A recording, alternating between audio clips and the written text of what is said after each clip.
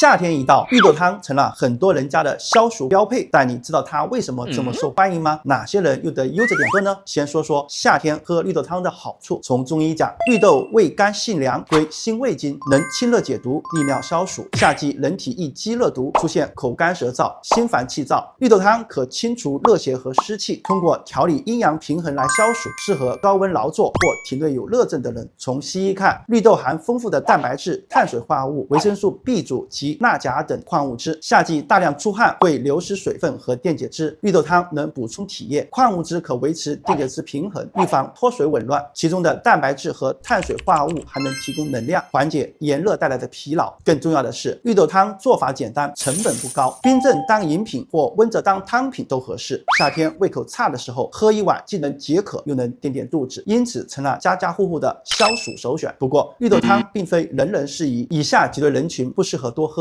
第一，体质虚寒者，本身阳气不足，常常手脚冰凉、怕冷、腹泻等。绿豆性凉，过多饮用会进一步损伤阳气，加重虚寒症状，可能导致腹痛、腹泻等不适。第二，肠胃功能弱者，像老人和小孩，消化功能较弱，绿豆中含有较多的膳食纤维和蛋白质，不易被消化吸收，过量饮用可能引起腹痛、腹胀、腹泻等消化不良症状。第三，糖尿病患者也得注意，市面上很多绿豆汤会加糖来改善口感，而糖尿病患者需要严格控制糖分摄入。即便无糖的绿豆汤，其中的碳水化合物对血糖有影响，需谨慎饮用并控制量。你都记住了吗？